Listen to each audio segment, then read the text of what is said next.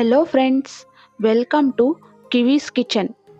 ఈరోజు నేను ఈ వీడియోలో కొలతలతో వెజ్ పులావ్ ఇంట్లోనే చాలా టేస్టీగా ఎలా తయారు చేయాలో చూపిస్తాను. ముందుగా నేను 2 గ్లాసుల బాస్మతి బియ్యాన్ని ఒక బౌల్లో వేసి 2 సార్లు శుభ్రంగా నీటితో కడిగి ఒక 10 నిమిషాల పాటు నానబెట్టుకున్నాను. బియ్యం నానేంత వరకు మన దగ్గర ఉన్న వెజిటేబుల్స్, ఉల్లిపాయలు, ఆలుగడ్డ ముక్కలు, క్యారెట్, బీన్స్, 2 లేదా 3 పచ్చిమిర్చీలు, క్యాలీఫ్లవర్ ముక్కలు కట్ చేసి పక్కన పెట్టాను. ఇప్పుడు స్టవ్ ఆన్ చేసి పులావ్ చేసేందుకు నేను ఒక బొగాని పెట్టి 4 స్పూన్ల ఆయిల్ వేశాను. ఆయిల్ హీట్ అయ్యాక ముందుగా మసాలా కోసం జీలకర్ర, 2-3 బిర్యానీ ఆకులు, 10 నుంచి 15 లవంగాలు, 8 నుంచి 10 యాలకులు, కొద్దిగా షాహీ జీరా,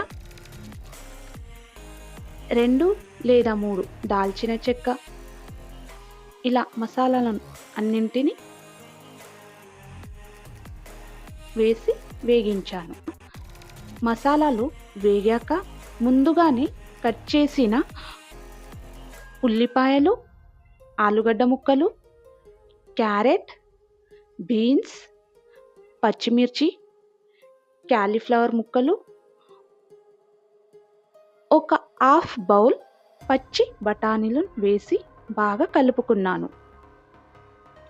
ఇప్పుడు అందులోనే కొద్దిగా ధనియాల పొడి, కొద్దిగా గరం మసాలా, 1 స్పూన్ పసుపు అనేది ఆప్షనల్. కలర్ కావాలి అనుకుంటే వేయాలి, లేదనుకుంటే స్కిప్ చేయాలి. మన రుచికి సరిపడా ఉప్పు, నేను 2 స్పూన్ల ఉప్పు తీసుకున్నాను. వేసి బాగా కలుపుకొని ఇప్పుడు అందులోని ముందుగానే నానబెట్టుకున్న బాస్మతి బియ్యాన్ని వేసి బాగా కలుపుకొని నీళ్లు పోసుకోవాలి. నేను ఇక్కడ 2 గ్లాసుల బాస్మతి బియ్యానికి 4.5 గ్లాసుల నీళ్లు పోశాను.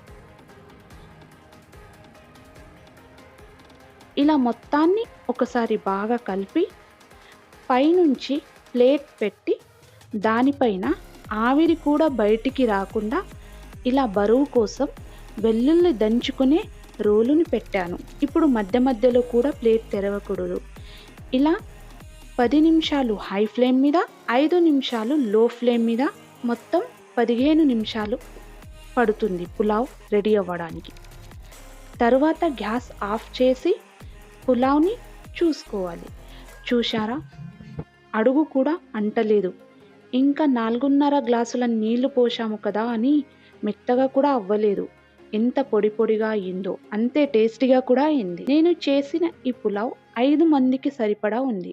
మీరు కూడా పక్కా కొలతలతో ఇలా వెజ్ పులావ్ని ఇంట్లోనే చాలా ఈజీగా తయారు చేసుకోండి. వీడియో నచ్చితే లైక్ ఇచ్చి, షేర్ చేసి, సబ్స్క్రైబ్ చేయండి. Thank you for watching.